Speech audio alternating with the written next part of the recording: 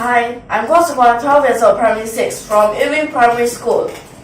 In this last lesson, we have done one of these examples of a type of question in which we'll have to use differentiation in this limit calculation. And this is about methods of limit calculations. So this type, we have differentiation. But differentiation is not just about that L'Hopital's rule, but it's differentiation and integration together. And that we have to use the Leibniz rule. Okay, so we still have another example, and we'll show you how can we use this Leibniz rule. So let me just first write down what is the Leibniz rule like. Okay.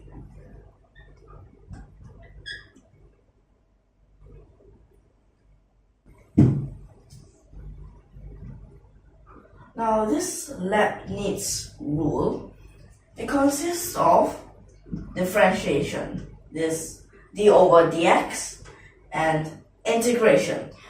This integration, you can say, for example, for functions, well, you might want Vx all the way until Ux.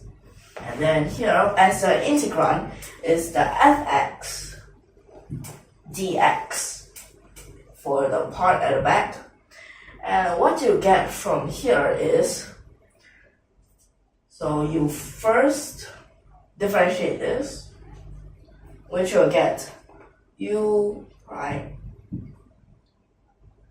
Then put this part inside here. So just like having this boundary inside. So Fux, then you have to minus this part differentiation. So Vx, and something inside the Fx. So Fvx. So this is what it is like. Now, if you would like to try a few examples, well, you can try them. For example, d over dx, then you'll integrate. So this vx, you can say, for example, e to the power of x, and then ux all the way until square root x.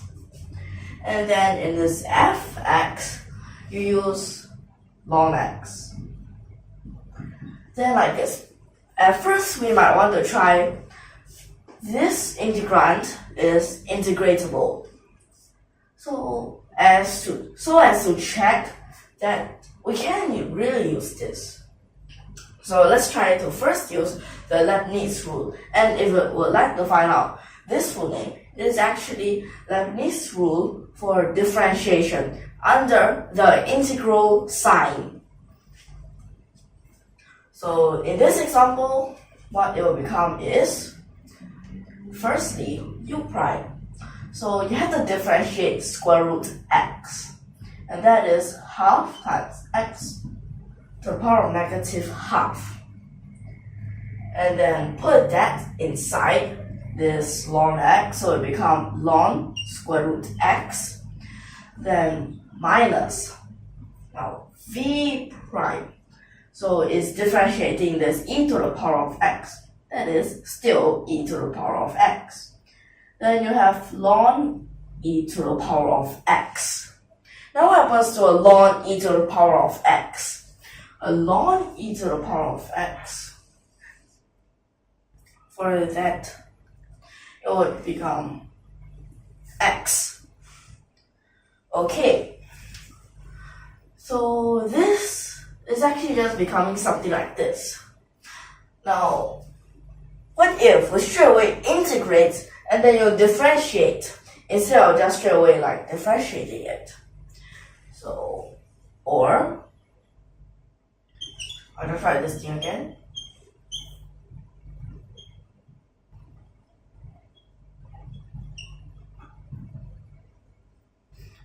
So ln x, inside this integration, you can't straight away integrate.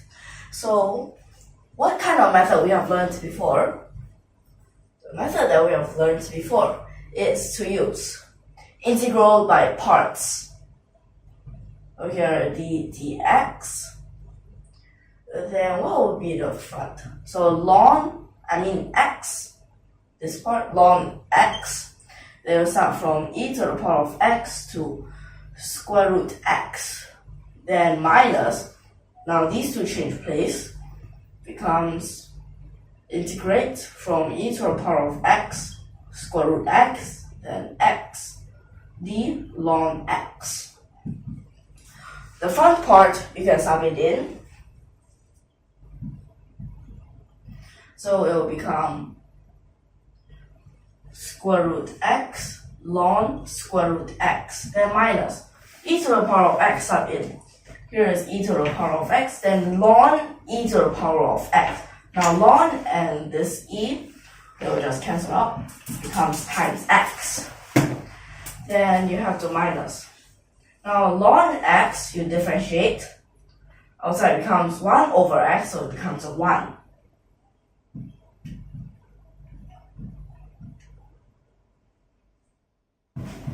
And then after that, we might want to rewrite this order again. Now this part at the front, you can choose not to rewrite this order.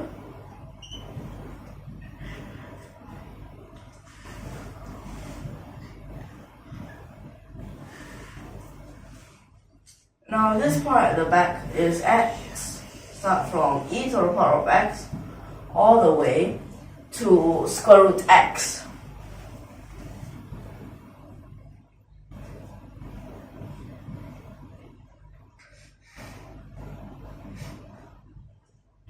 And then from this,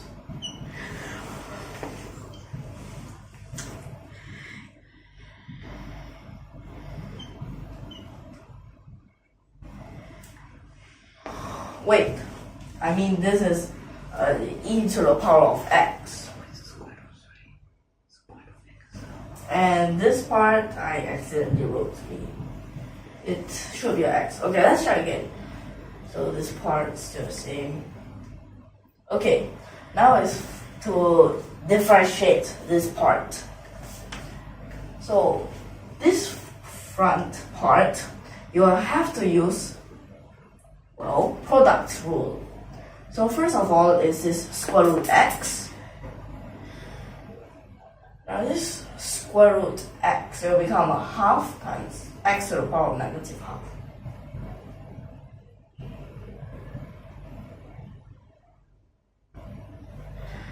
Now I think there's actually one thing that you can change for this part so that like you can make it simpler. So and this part, x, this square root x is actually x to the power of half. So when there's a power of half in this ln, you can actually take it out so that it comes like this. And now it'll make it simpler. So for this, differentiate.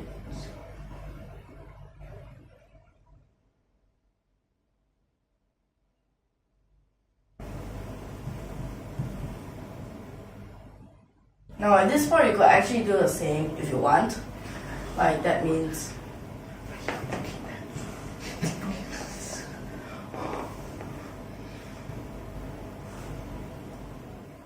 now that it's time for this part at the back.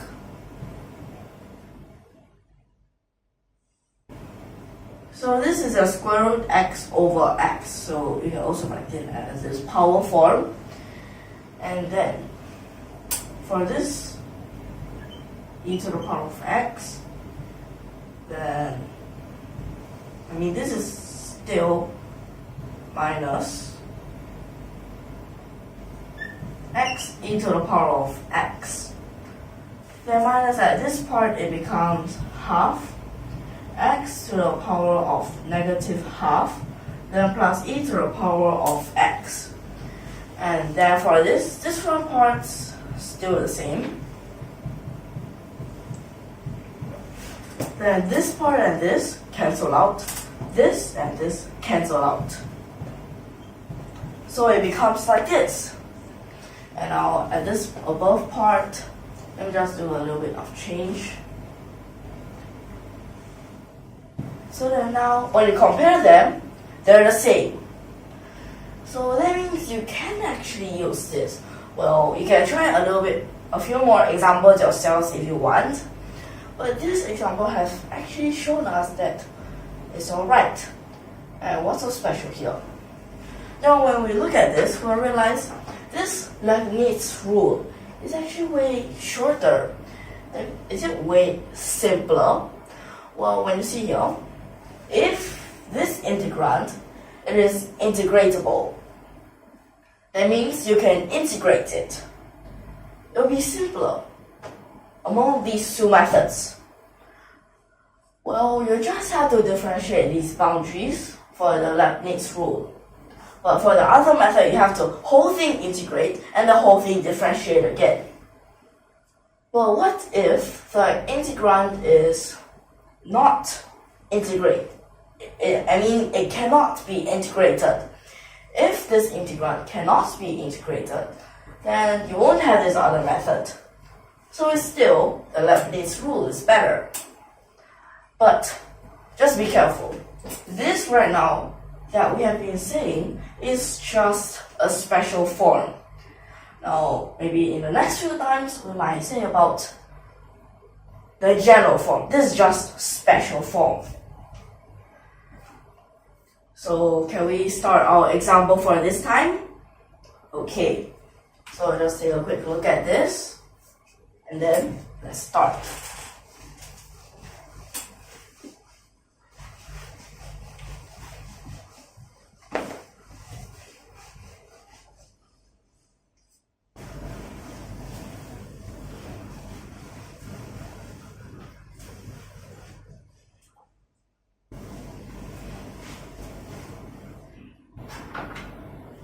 So this example that we have now shown here is limit at x. X approaches to 0 and then bracket. Integrate here from 0 to x, and then is e to the power. Now this part is t squared. And then dt, then this square, then you have to over integrate. Now this integrate is from 0 to x, then t times e to the power of 2t squared dt, shown here. So first thing, when you look at this, what type of form is it? This 0 to, if you really sub it in, it becomes 0. Now, when it goes from 0 to 0, it means it gets closer, until one straight line. And the area of this one straight line is 0. So this is an indeterminable form, 0 over 0. And when you look at this x, it says that it is continuous. And then you should think of this method, the L'Hopital's rule. Let's try that once first. So for numerator and denominator, it is differentiate with respect to x, because after you integrate, you have to sub the boundaries inside. So at last, they're both x. So both are d over dx. Then for the other part, we'll just write it down first.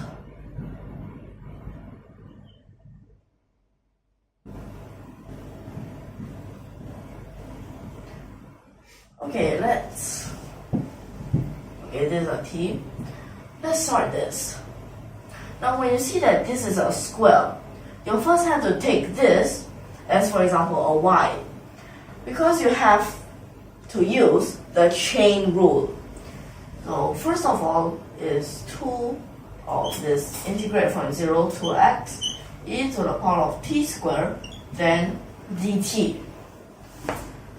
Then when you look inside here, x, by using this Leibniz rule, x will become a 1. Then x put inside here is a e to the power of x squared. But then the other part is a 0. 0 differentiate is still a 0. 0 times anything, well, except those infinity. 0 times this e to the power of 0 is still a 0.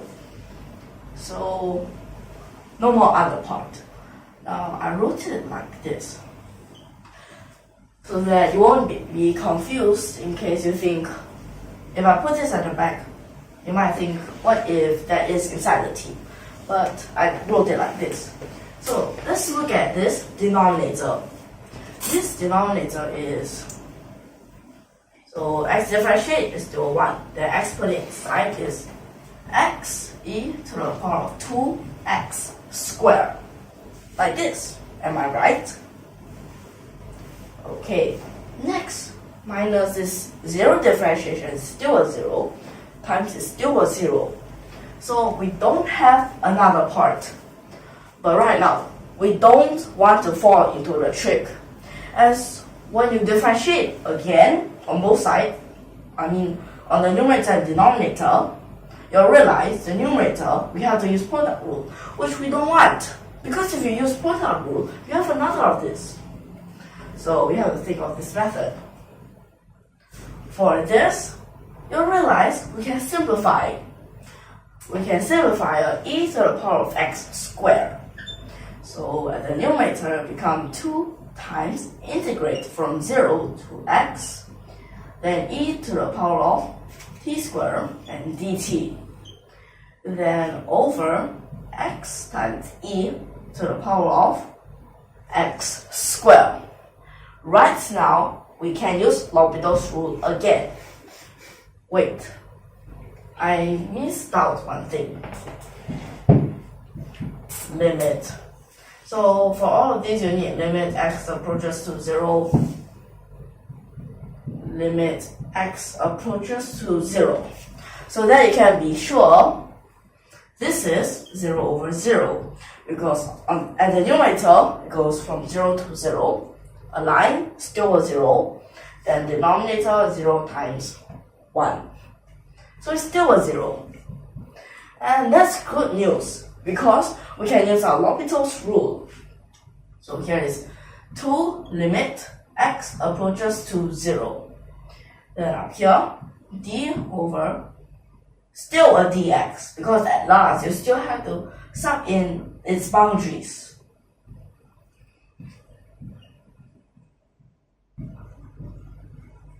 Becomes like this. Then over at this part, x times e to the power of x squared. We'll just write it as the same thing first. Then in this next step, we'll make a change. Numerator, use Leibniz rule, this part. Denominator, use product rule. So at this numerator, x differentiate becomes 1. Then x sub inside this e to the power of t squared. It becomes e to the power of x squared. Then 0, still a 0. Over x differentiate 1. E to the power of x squared. E to the power of x squared differentiate 2x times e to the power of x squared. Now why is it so?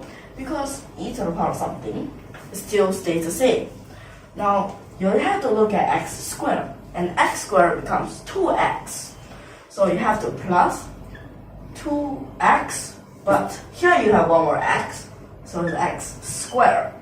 Then you have e to the power of x squared. Then you'll realize we also have an e to the power of x squared on both numerator and denominator. So we also can take that out and simplify.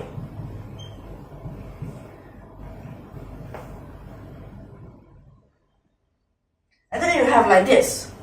And now what happens? Sub it in. Here is a 1. 1 times a 2. And so your answer should be a 2. So when you just look at this question, you have to be careful of what you have to use. Because for sometimes, if they just change this letter into N, you realize no using of L'Hopital's rule because N is not continuous. N represents natural numbers or integers. So they're discontinuous and you cannot use it. Okay, so in this lesson, are you clear so far? Okay, so if you are clear and if you like our videos, don't forget to subscribe to our channel. So we'll see you in the next lesson. And thank you for your watching.